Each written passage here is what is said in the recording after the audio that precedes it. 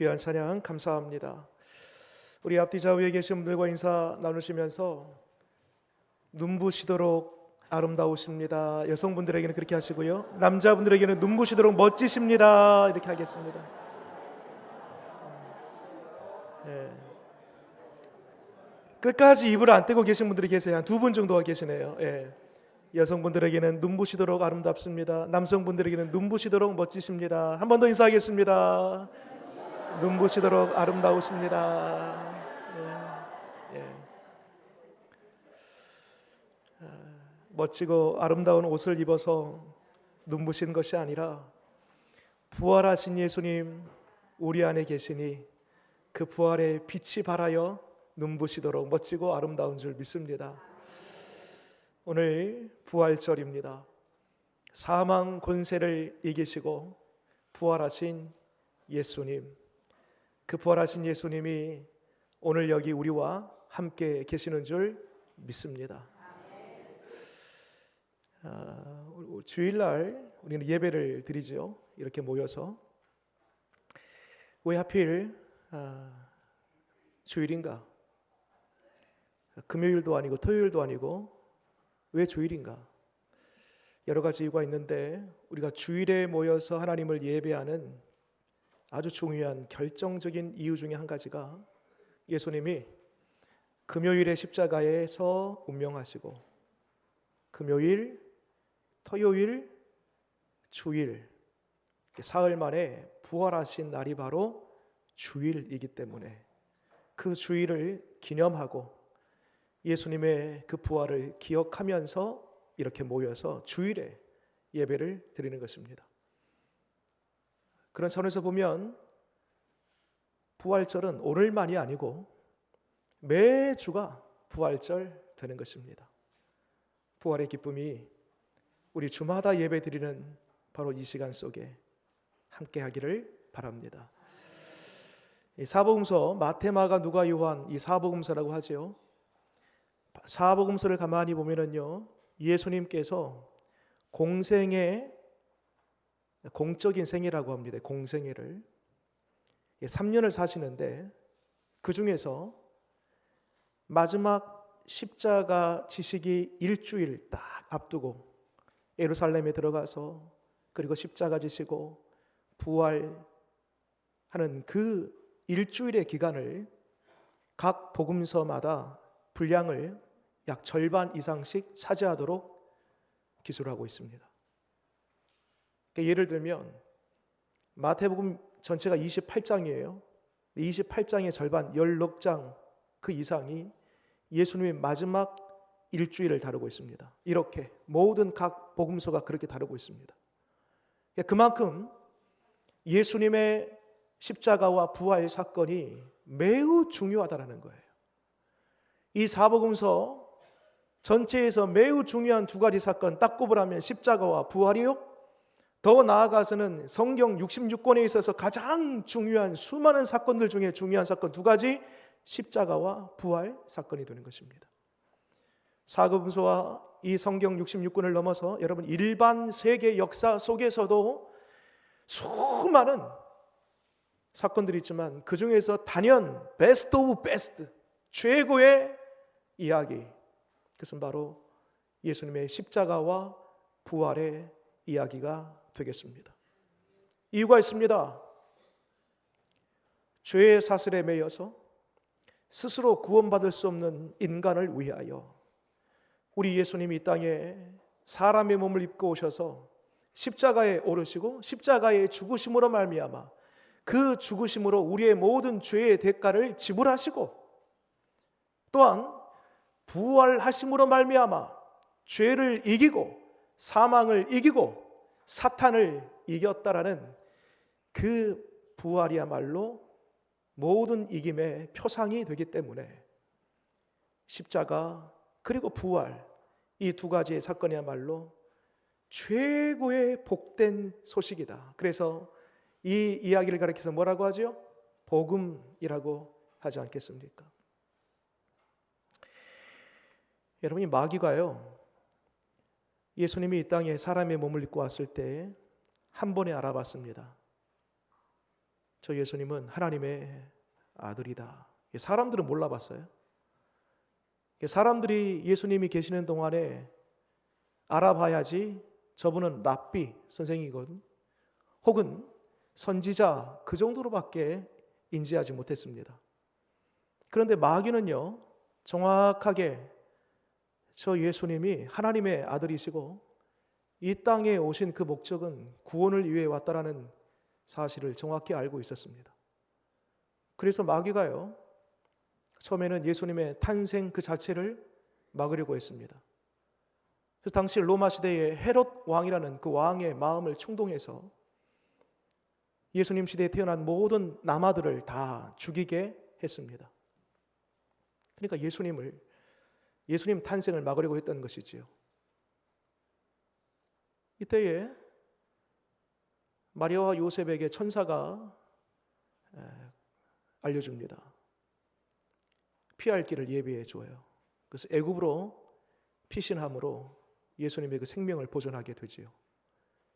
마귀의 계획이 실패하고 말았습니다.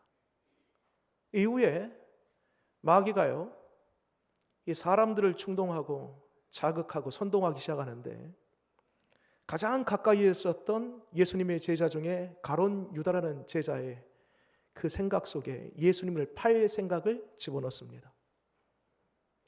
또한 당시 사두개파 사람들과 또 바리새인 이 두 지파는요, 서로 앙숙의 관계였습니다. 그런데 서로 대적하고 있는 이 두 부류의 관계가 예수님 팔 생각, 죽일 생각에는 하나가 됩니다. 그 배후에 이 마귀가 있는 것이지요. 또 빌라도, 또 당시 가야바 대제사장, 이러한 사람들의 마음을 충동하고 자극해서 불의한 재판을 하게 합니다. 최후에는 군중들을 선동해서요, 예수를 십자가에 못 박으라. 예수님 예루살렘에 입성할 때만 하더라도 호산나 다윗의 자손이여, 두 손을 들고 종려가지를 흔들면서 예수님을 환대하고 예수님을 기뻐했던 그 사람들이 마지막에는요, 예수를 십자가에 못 박으라. 그 배후에 마귀가 그 사람들의 민심을 자극하고 선동한 것입니다. 여러분, 그런데 결과적으로 예수님께서 십자가에 못 박혀 죽으시지요. 이때 여러분, 마귀가 모르는 게 한 가지 있었습니다. 예수님이 십자가에 죽으셔야만 했던 것인데 마귀가 몰랐어요. 왜 예수님이 죽으셔야만 되는가? 인류의 구원을 위해서, 죄로부터 사람들을 건져내기 위해서는 예수님께서 십자가에 죽으셔야만 된다는 그 사실을 마귀가 몰랐어요. 그저 사람들을 선동하고 그 군중 심리를 이용해서 불의한 재판을 통하여 예수를 십자가에 못 박음으로 말미암아 우리가 하나님의 아들을 십자가에 못 박았다, 우리가 이겼다 스스로 자축했는데, 그 십자가를 통해서만 인류가 구원받는다는 그 사실을 마귀가 전혀 알지 못했다는 것입니다. 또 한 가지, 마귀가 꿈에도 생각하지 못한 것이 한 가지 있습니다. 그래서 뭔가 하니 예수님이 부활할 줄을 몰랐어요. 그런데 예수님이 죽으시고 사흘 만에 이미 제자들에게 여러 번 말씀하신 그대로 살아나셨습니다. 아마 마귀가 깜짝 놀랐을 거예요. 여러분, 부활은 무엇을 가리킵니까? 십자가가 앞서 말씀드린 대로 죄에 대한 대가 지불이에요. 부활은요, 죽음에서 일어난 거예요. 죄를 이기는 거예요. 말하자면 그 부활의 사건은 죄에 대한 승리, 사망에 대한 승리를 가리킵니다. 여러분, 만약 사람들이 예수님의 그 십자가 사건뿐만 아니라 예수님이 부활하셨다라는 그 소식을 듣거나 아니면 부활하신 예수님을 직접 만나게 돼요. 그럼 어떤 일이 생길까요? 정말 예수님이 이 땅에 구원자로 오신 분이시구나라는 것을 믿지 않겠습니까? 예수님이 부활하신 것처럼 나도 부활되겠다라는 그 부활 신앙을 갖지 않겠습니까? 그러면 예수님을 직접 목격하거나 예수님의 그 부활 소식을 듣는 사람은요, 그만큼 구원받은 사람들의 영역이 더 넓혀지고 구원받은 하나님의 나라가 더 확장되게 되는 것입니다. 거꾸로 말하자면 십자가와 그 부활 소식으로 말미암아 마귀의 나라가 축소되는 거예요. 마귀의 영역이 줄어드는 것입니다. 그러므로 마귀는 차마 꿈에도 생각지 못한 부활이었지만 그 부활을 막고 방해하려고 온갖 공작을 본격적으로 펼치기 시작합니다. 자, 보세요. 예수님 이 땅에 오시는 그 자체를 막으려고 했는데 못 막았죠. 실패. 예수님 죽으시고 이제 부활하시는데 본격적으로 방해하기 시작하는데 처음에 1단계입니다. 어떻게 부활을 방해했는가? 그 28장 위에 보면 27장 제일 끝에 보세요. 마지막 절 66절 말씀 같이 한번 읽겠습니다. 시작. 그들이 경비병과 함께 가서 돌을 임봉하고 무덤을 굳게 지키니라. 아멘. 첫 번째 단계가 뭐냐면요, 부활 그 자체를 막으려고 했습니다. 본래는 사람이 죽으면 당시 이 장례 문화상 앞에 돌을 딱 가리워 놓습니다. 우리와 같이 땅에다가 매장하거나 그러진 않아요. 이 유대 사람들의 장례 문화는요, 이 선선한 자연 동굴 혹은 인공 동굴에다가 시신을 이렇게 매장합니다. 그리고 그 앞을 돌로 가려놔요. 그런데 지금 여기서 보면은요, 큰 돌을 가지고 그 앞에다가 더 겹겹이 돌을 쌓아 놓은 거예요. 이유가 뭐예요? 안에서 혹시라도 예수라는 자가 부활하게 되면 밖으로 못 나오게 하려고 그 부활을 막은 거예요. 그런데 오늘 말씀 2절 말씀 볼까요? 어떤 일이 생기는가? 2절에 읽겠습니다. 시작. 큰 지진이 나며 주의 천사가 하늘로부터 내려와 돌을 굴려내고 그 위에 앉았는데 지축이 흔들리는 큰 지진이 일어납니다. 그러니까요, 쌓아놨던 돌들 그리고 겹겹이 큰 돌들로 막아놨는데 그 돌들이 다 굴러가는 거예요. 무너지는 거예요. 오히려 이것이 예수님 부활의 증거가 되어버렸네요. 밑에 4절 말씀, 그 앞을 그 경비병들이 지키고 있다가 혼미백산되어서 제가 읽겠습니다. 지키던 자들이 그를 무서워하여 떨며 죽은 사람과 같이 되었더라. 다 도망치고 말았습니다. 부활을 막고 싶었는데 큰 지진과 함께 무덤 문이 열리고 쌓아놨던 큰 돌들이 다 굴러가고 말았던 것입니다. 첫 번째 그 부활 그 자체를 막고자 했던 마귀의 계략은 실패하고 말았습니다. 여기서 멈칫하고 자기의 더 이상의 어떤 예수님 부활 사건에 대하여 공작을 멈출 마귀가 아니죠. 그 다음 단계입니다. 부활은 어쩔 수 없다고 해요. 마귀가 스스로 생각할 때. 그러면 중요한 거, 이 부활 소식이 전해지지 못하도록 하면 되겠다, 그렇게 생각합니다. 여러분, 부활 예수님께서 하셨어도 그 소식을 알지 못하면 사람들이 구원받지 못하고 그 부활의 능력을 경험하지 못하지 않는 것 아니겠습니까? 사단이, 이 마귀가 어찌됐건 부활 그 자체를 막을 수 없었으나 부활하신 예수님에 관한 그 소식이 전달되지 못하도록 막습니다. 그런데요, 이 역시 실패로 돌아갑니다. 어딜 말씀 보냐면 9절 말씀 보겠습니다. 오늘 말씀의 9절,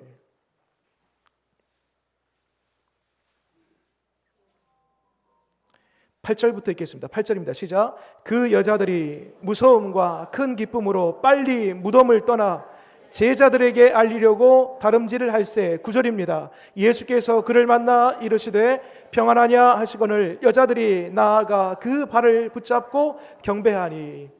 여러분, 최초로 예수님의 그 부활을 목격한 사람들은 여자들입니다. 이 막달라 마리아를 포함해서 당시 이 마리아라는 여자들이 이름이 흔했어요. 그 여러 마리아라는 이름을 가진 여자들이 예수님의 부활을 목격한 첫 번째 사람들입니다.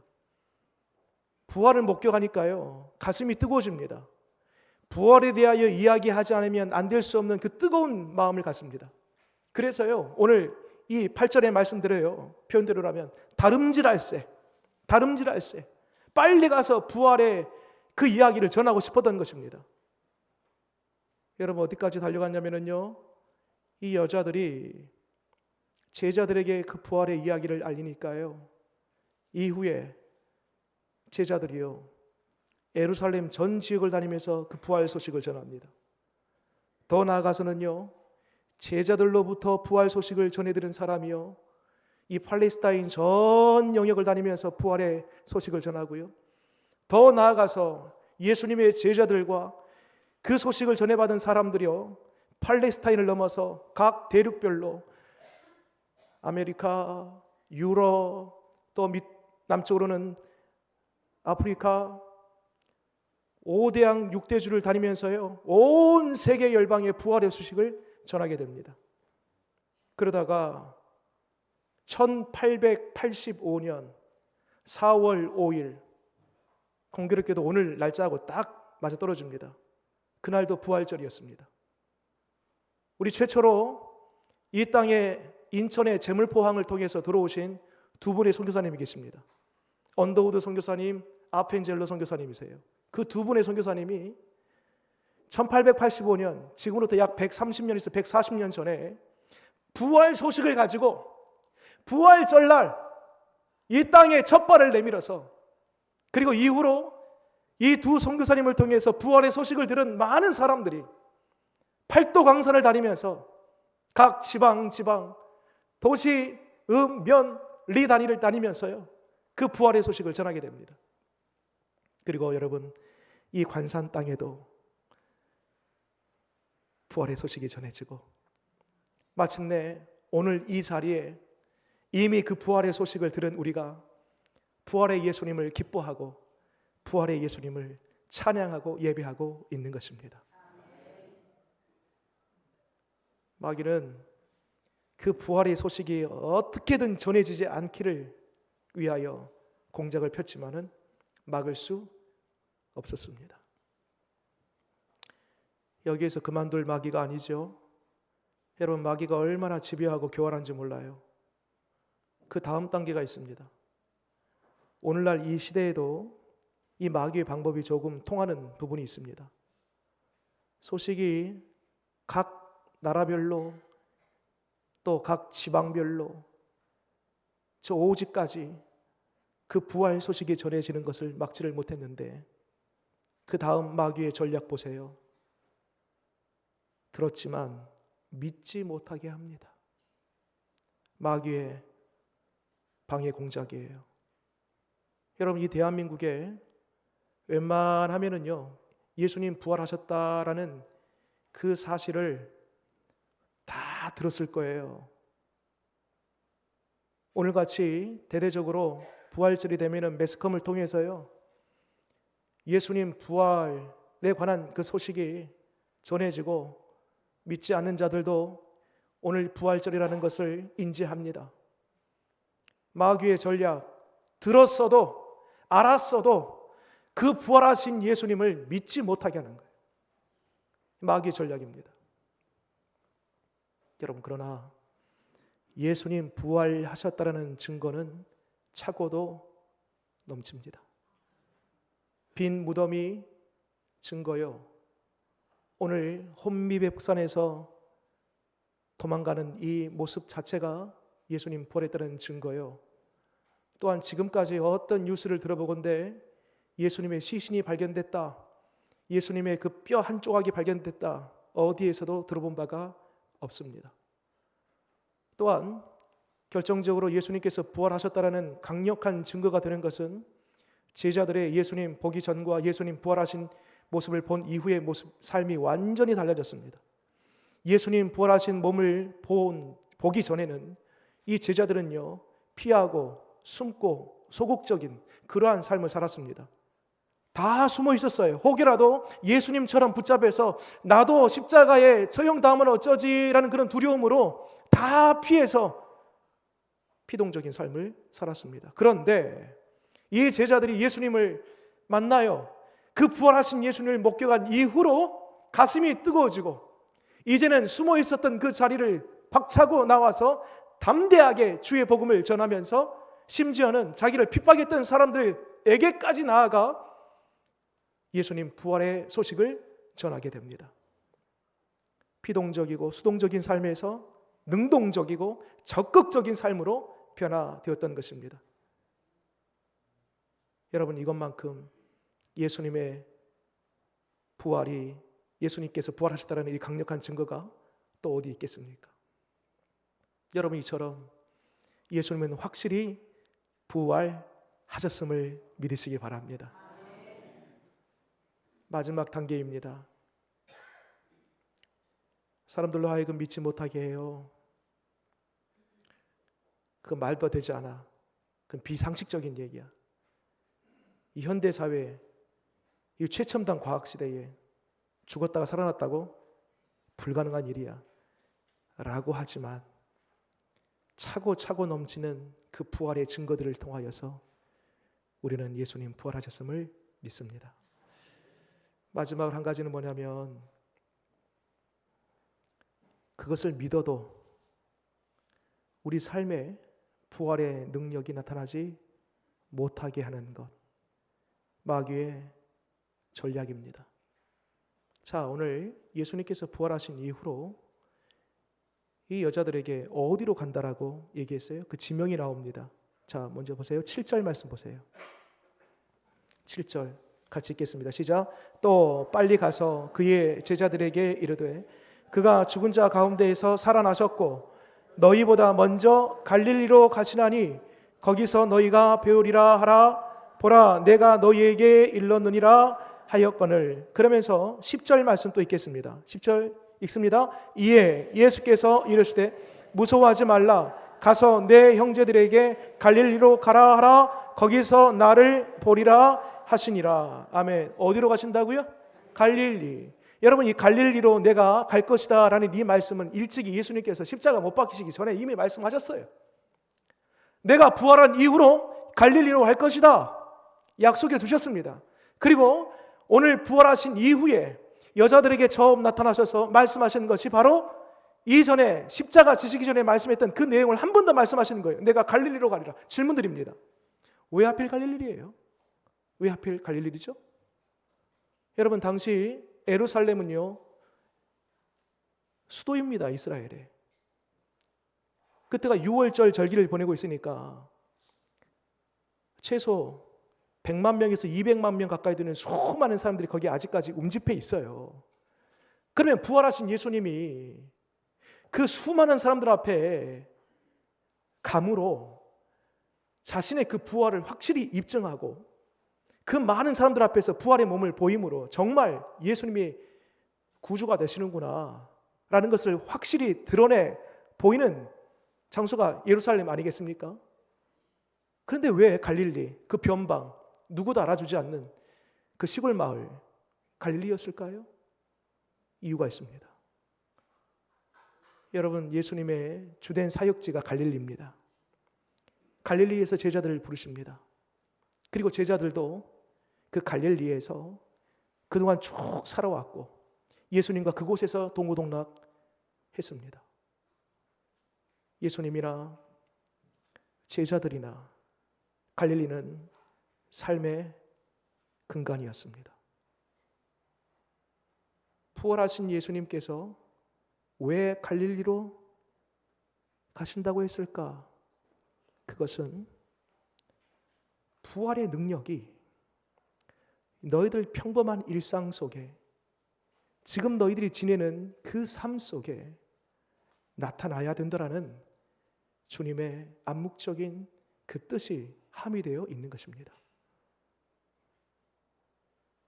여러분, 부활의 능력은요 우리 오늘날 우리 일상의 갈릴리에서 그 부활의 능력이 나타나야 되는 것입니다. 저 멀리 어떤 특별한 그 땅 혹은 특별한 그 지역에서 부활의 능력이 나타나는 것이 아니고 내가 살아가는 이 일상 속에서 부활의 예수님이 증거되고 그 능력 가운데에 살아가는 것이 우리를 향한 뜻인 줄 믿으시기 바랍니다. 여러분, 우리의 가정, 우리의 일터, 우리가 두 발 딛고 살아가는 이 삶의 현실 속에 부활의 능력이 필요한 것이 참 많아요. 지금 이 자리에 말씀을 듣고 있는 여러분들 중에 언젠가부터 낙심이 되어 좌절감, 패배의식, 우울감, 여러분 이거 다 살아나야 되겠습니다. 다시 부활의 능력으로 재기하고 힘을 넣어 회복돼야 되겠습니다. 여러분, 부활하신 예수님이 어디 계세요? 질문 드려봅니다. 어디 계시지요? 우리 신앙 고백에서 죽으시고 사흘 만에 부활하시고 승천하셔서 하나님 보좌 우편에 앉아 계시다가 산자와 죽은 자를 심판하러 오시니라. 우리 딱 신앙 고백을 딱 봤을 때는 우리 예수님 어디 계세요? 하나님 보좌 우편에 계시나요? 절반은 맞고 절반은 틀려요. 하나님 보좌의 우편에 앉아 계시다가 산자와 죽은 자를 심판하러 오세요. 그러면 그 사이는요? 심판하러 오시기 그 사이는요? 오시기 전까지는요? 안 계셔요? 그 위에만 계시는가요? 하늘에만? 여러분, 예수님께서 제자들에게 또 다른 보혜사를 너에게 주겠노라고 말씀합니다. 또 다른 보혜사. 내가 부활하고 승천하여 올라간 다음에 올라가야지 또 다른 보혜사가 너에게 온다라는 거예요. 여러분, 그러면 보혜사는 누구예요? 보혜사가 있고 또 다른 보혜사가 있어요. 보혜사가 누구예요? 그러면 첫 번째 보혜사 예수님이세요. 예수님이 첫 번째 보혜사이고 또 다른 보혜사는 성령을 가리킵니다. 그러면 성령님이 예수님 부활하고 승천하신 이후에 제자들이 마가의 다락방에 모였을 때에 기도하는 중에 성령님이 오세요. 그 성령님은 또 다른 보혜사인데 보혜사이시기도 해요. 보혜사이시면서 또 다른 보혜사예요. 말하자면 성령님께서 오시지만 동시에 승천하신 예수님의 영, 승천하신 부활하신 예수님이 성령과 함께 오시는 거예요. 그래서 성령과 성자가 같은 분이세요. 그러면 우리 안에 성령님이 계세요. 예수님을 믿음으로 말미암아 성령님이 내 안에 계셔요. 성령님 우리 안에 내주에 계세요. 그러면 성령님이 계신다는 말을 다르게 표현하면 어떻게 되겠습니까? 부활하신 예수님이 나와 지금 여기 계신다는 거예요. 그러므로 우리는 부활의 능력을 우리 삶 속에, 우리의 일상 속에, 우리 일터 속에 언제든지 얼마든지 그 능력을 나타내며 살아갈 수 있게 되었다는 것입니다. 여러분, 잃어버리고 빼앗긴 것들, 무너진 것들, 부활의 예수님의 능력으로 말미암아 다시 살아나고 회복되는 은혜가 있기를 바랍니다. 부활의 예수님이 어디 계신다라고요? 여기 계십니다. 죄송합니다. 저를 따라서 같이 한번 해보겠습니다. 예수님의 부활, 나의 부활, 부활의 능력, 나의 능력. 아멘. 기도하겠습니다.